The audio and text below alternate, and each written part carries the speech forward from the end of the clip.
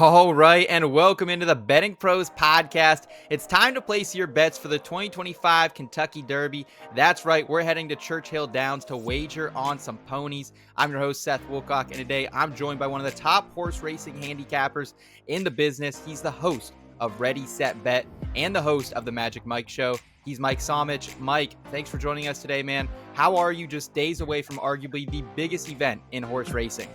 Oh, I'm doing great. I am doing great. I got to say, it's kind of like the Super Bowl. I feel like I've talked about it enough. I am ready for this thing, for the gates to spring open, Seth. It's 2 minutes, but it's literally weeks of content that lead up to it. I've been talking about this Derby for the last 6 weeks. One of the things I love is following the road up to the Triple Crown and watching these horses go through the process of running against each other and trying to qualify for the Kentucky Derby. I like to say it's similar to March Madness in a way, where in March Madness, you've got these different conferences that all qualify for the tournaments. And this year, everyone thought the SEC was your best conference. And so they had a lot of SEC teams into their Final Four. Well, it's similar in horse racing where you've got different circuits that horses qualify for through to get to the Kentucky Derby. And I believe you can kind of base your betting and your tickets based on what circuits you believe had the best horses throughout the process. It's one of the reasons why I really enjoy watching the run up to the Derby, not just the Derby itself. Okay, well, I'm excited to tap into that big brain of yours and get some picks from you. And before we jump into the program, I wanted to first shout out everyone who's watching and listening. If you're joining us on the Betting Pros YouTube channel, please give this video a thumbs up if you enjoy this type of content and subscribe if you're new.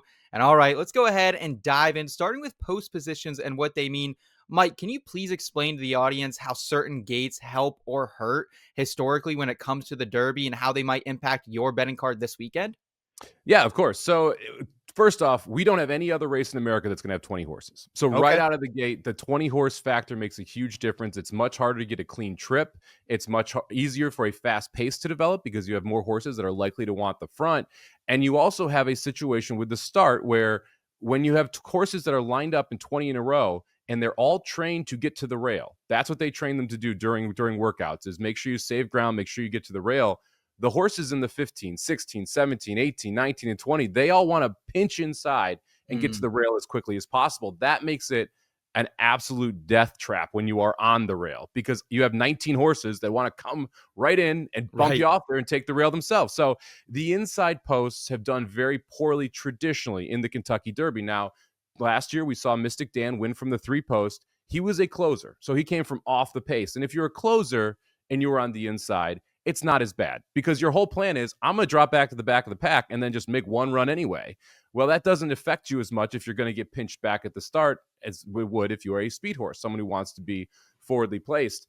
And this year we caught basically a perfect storm here of speed horses and where they drew to set up a very, very fast pace in the Kentucky Derby. So the 1 horse, the 2 horse, the 4 horse, the 5 horse, they all want to go. They all want the front. We've seen Citizen Bull, the 1, consistently go forward. Neo Equos, the 2, he wants to run fast early and set up position. The 5 American Promise has some of the fastest workouts we've seen from an early pace horse. He went 22:45, which for non-horse racing people is about 2 seconds faster and 3 seconds faster than you expect in a workout. And then to top it off, all the way out in the 20, Owen Almighty has also been, the connections have also said that he wants to be in the front. So you've got this situation, we've got speed on the inside and speed on the outside. When you have that specific situation in a race, you're going to see an extremely fast pace because if you're on the inside and you want to be speed, you have to make sure you clear the field. If you're on the outside and you want to be in front, you have to clear the field. And so all of a sudden you've got horses with their hair on fire inside and outside, and it's just going to set up for a crazy fast pace this year's running of the Kentucky Derby.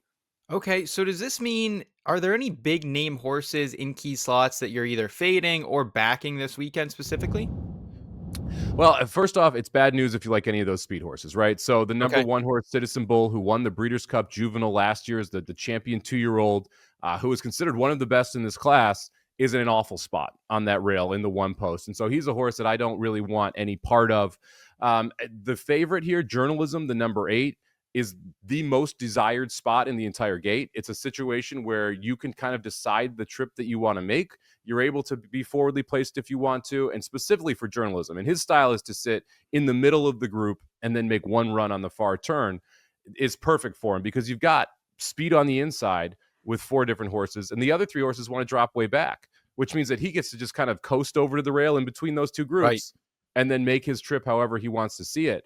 One of the favorites, the 17 Sandman, is in the only post position that is yet to win a Kentucky Derby. So the 17 post, 0 for lifetime Oh, in the wow. Kentucky Derby. Yeah. And Sandman, right now, your second choice in the betting. People will talk about that. So I'm a numbers guy, right? It's more variance. We just don't have enough races with 17 posts in it yet, versus it necessarily being a cursed post. There's not a reason the post is cursed. If you look to the posts inside and outside of it, the percentages aren't great, but the 16 post is won 7.7% of the time. The 18 post is won 5.4% of the time. Okay. So it's not a death trap there. It's just a kind of anomaly that the 17 has yet to win, but that will be something you're going to hear quite a bit leading up to this Kentucky Derby, because Sandman is posted in there. And Sandman, an interesting story in and of himself here, owned by Griffin Johnson, who I did not know who this was 3 weeks ago, but he has over 3 million followers across social media. Wow. So you're going to see a big push from his followers betting the horse, named after a Metallica song. Metallica has sent T-shirts to the barn. We've already had a visit from Mariano Rivera to the barn. This is going to be your public horse. Everyone's going to be betting this horse because of the name, because of the following, and because of the band.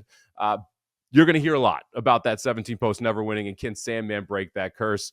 The other horse that I thought that drew exceptionally well was the number 10 horse Grande. Okay. There are of the horses that kind of want to stalk. And so that's the stalking is like what I mentioned with journalism. A horse that isn't super fast early, but isn't really slow either, wants to kind of sit in the middle of the pack. This race doesn't have a lot of stalkers. And generally stalkers are the horses that have the most success in the Kentucky Derby, because if you're on the front end, you're going too fast to be able to hold on late. And if you're all the way in the back, you've got to pass 19 horses and hope you don't get any traffic trouble, get stopped, get pinched. Bunch of things could go wrong. Grande, to me, is the other stalker in this race, the horse that wants to sit in the middle of the pack. 10 post, a very good draw for that specific style of trip. And the price is right now. You're getting 20-1 on Grande. So don't mind that price at all. Okay, before we keep it moving, I wanted to remind y'all to please download the free BettingPros app for iOS and Android. With Sportsbook Sync, you can automatically track your bets across all major sportsbooks in one spot. Easily monitor your bet performance by sport and bet type, including game picks, props, and parlays. Create custom betting systems to find winning trends and profitable opportunities. Get a free trial of the BettingPros Premium by downloading the app at bettingpros.com/apps and activating your trial on the upgrade screen. All right, let's go ahead and move into the odds. I wanted to start by discussing if there are any obvious overlays in your eyes that you see value in, or underlays that you're avoiding this weekend. Yeah, I mean, there are a couple. The first one, which we got to just talk about, we talked about Sandman a little bit in the last segment. Because he's the public horse, he's going to get overbet. I mean, it's just everyone kind of knows it. He was, if you look at future pools 2-3 weeks ago, he was 9-1, 10-1 in those pools. His morning line was 6-1. Yes. The beauty of the Kentucky Derby, they open a pari-mutuel market. So horse racing is pari-mutuel. So the more money that comes in, the odds are going to fluctuate. So if one horse gets bet a lot, real quick, in sports betting, if you get someone at +3.5, no matter what happens after that, you have +3.5. Yes. When you're betting on horses, because it's a pari-mutuel market, the odds will fluctuate right up till the time that the race goes off. And if a horse that you bet when they're 4-1, well, if everyone else bets them, they're going to go down to 3-1 or 2-1, because in horse racing, the racetrack takes 15% of the money and then distributes the rest amongst the winning tickets. So the price can change based on how much money is bet on each horse. So when you have a horse like Sandman, and you've got 3 million social media followers, and you've got a huge rock band that's behind this horse, and you've got the Yankees that have embraced the horse, you're going to get a lot of people that only bet one race a year come in and bet Sandman. And I've been talking about it for about a week and a half, 2 weeks now, that if you want to bet him, you should be betting him in fixed market odds, where you can get him. You could get him, it's at Caesars, at Circa, at a couple online books as well, around that 8 to 10-1 point. Well, not surprisingly, he's 9-2 right now in the market. Journalism, your favorite, at 4-1, but Sandman bet all the way down to 9-2. And ultra talented horse. I think he is a reasonable horse that can win the race. He should be like 12-1. That's the problem. Is it just it's just way too short of a price to back Sandman at this point. Very goofy horse. If you go back and you watch his win in the Arkansas Derby, he can't run straight down the stretch. He just struggles mentally with how to race. He's just not mature enough yet. And you have very mature horses that he's running against. He also wants to come from the back of the pack. I think the pace does set up well for him to do so, but I'm not sure he's mentally there to be able to weave through the traffic that he needs to be able to get to the front. And the main beneficiary of all this money that we're seeing coming in on Sandman is the horse right to his outside in Sovereignty, who it was 8-1 on the morning line, was 5 or 6-1 in future pools when you look back 2-3 weeks ago. Mm-hmm. Sitting on the board at 13-1 right now as we Wow. record this. And he was a horse that won the Fountain of Youth down in Gulfstream Park, ran second in the Florida Derby to Tapon Street, who unfortunately got injured a couple weeks ago. So Tapon Street not in the race. He has a awesome turn of foot, which means that he can just gobble up ground late when he switches into high gear. This Churchill Downs stretch is very, very long. It favors horses that are able to do that. He's actually won over this track. So during his 2-year-old campaign, he won the Grade 3 Street Sense at Churchill Downs. He actually beat Sandman in that race. Oh, wow.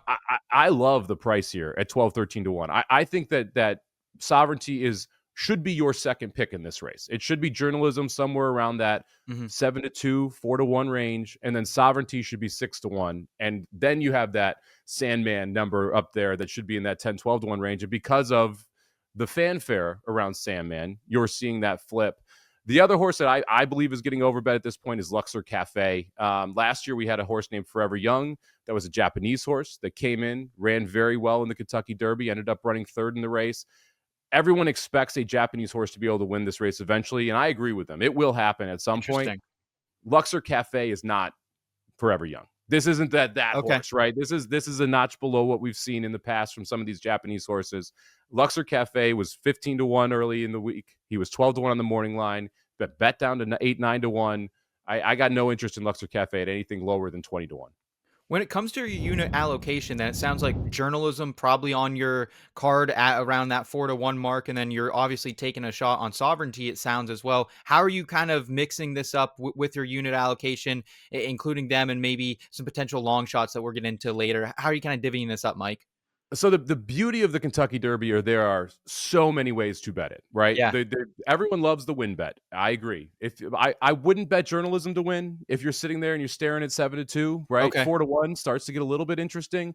I would rather play exactas with Journalism on top, and exacta is a first place finish in front of the second place finisher in the exact order. Thus the exacta. And you can get a bigger payout when you're looking at that. So like play Journalism, and that's the number 8 horse. So it'd be 8 with.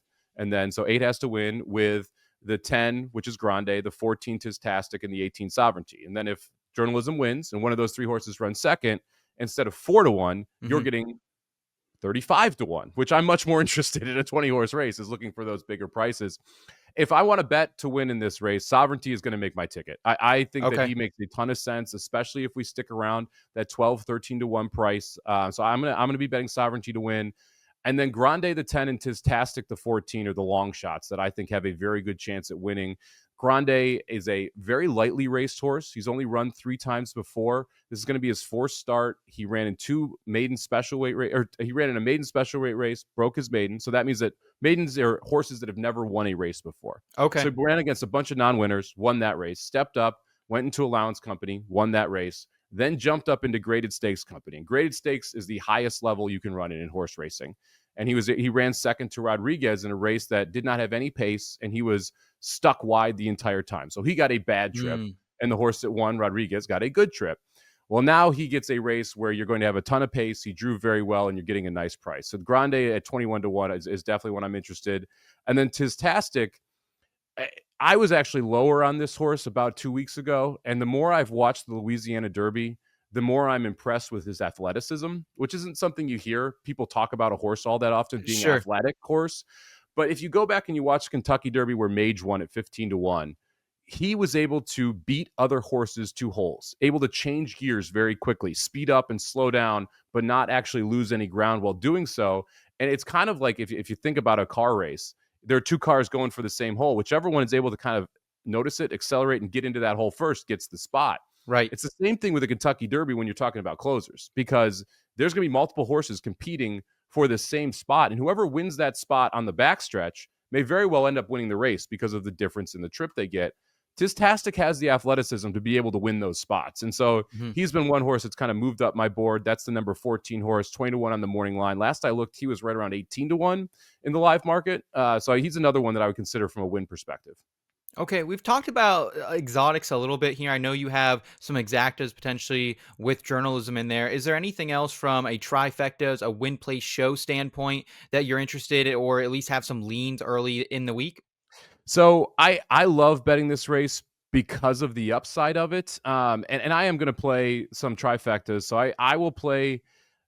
What I like to do is you're going to hear a lot of people talk about boxing. So when you box the Yes. trifecta, it means that you pick three horses, and those horses can run first, second, and third in any order. Hmm. That costs you $6 to bet because there's six different combinations Right.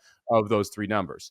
I like to pick horses to put. It's called keying them in specific spots. So, for instance, if you really like journalism and you don't want to bet the 4-1 to win, you could put him in that first position in a trifecta, and then Mm. put three or four horses in second and three or four horses in third, and be able to put more long shots underneath where they're more likely to finish than on top, and be able to have a chance at hitting a bigger number ticket. I'm going to play a couple trifectas, and I'm going to focus on Grande and Sovereignty on top. I'm going to see if I can create a big time value in the trifecta. So I'll play 10-18 with 8-10-14-18 with 8-10-14-18. That'll cost you $12 for $1 if you want to play it. And I'll be trying to build out the trifectas for more of a big score Hmm. versus looking for something with the favorite on top in journalism.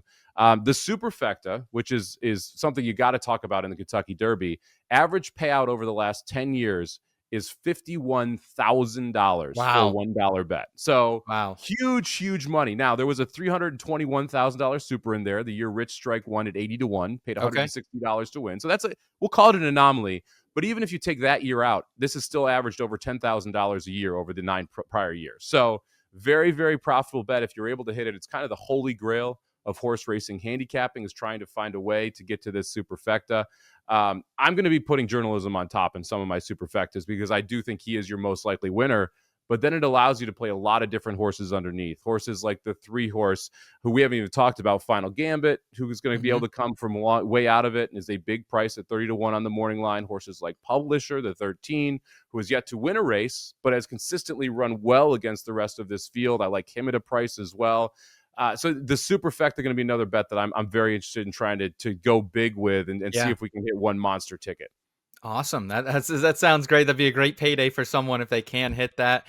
Before we round out the program, I did want to remind everyone about an amazing offer we have from Bet365 for you right now. Turn $5 into $150 in bonus bets when you join Bet365 to claim this offer. Just go to bettingpros.com/365 and deposit at least $10. If you place a bet of at least $5, you're going to earn yourself $150 in bonus bets. Again, that's bettingpros.com/365.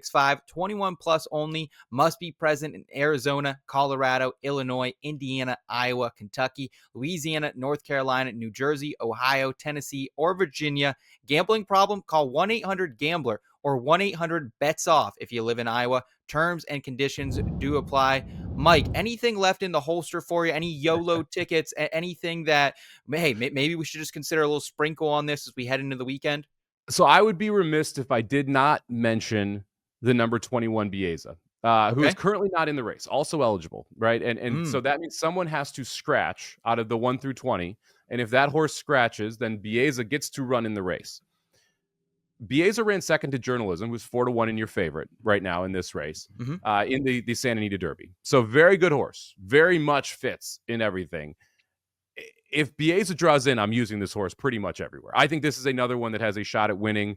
Right now, the morning line was 12-1. Right now, in like the live pools, you're seeing as high as 50-1, which would not actually stick if the horse gets into the market. Okay. Because once people realize the 21 is running, Bieza's running, you're going to see money come in. But Baeza deserves to be somewhere in that 10-1 range, and should Wow. be in my mind, the third choice in the race behind Journalism, Sovereignty. So if Baeza draws in, pay attention to the 21. Do not let that horse just kind of slide by the wayside.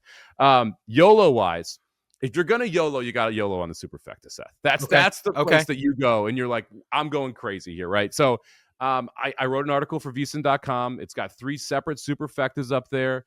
The superfecta that I'm going to play myself is a medium budget level superfecta. So this is $81 if you want to bet it. Okay. It's 8, 10, 18 with 8, 10, 14, 18 with 3, 8, 10, 14, 18 with 3, 8, 10, 14, 18. So that means that the 8, 10, or 18 have to win the race. Then Okay. the 8, 10, 14, or 18 run second, and so on and so forth through the ticket. If you want to go hard YOLO and you're not looking to spend $81 on the Derby, Yeah. I totally get it.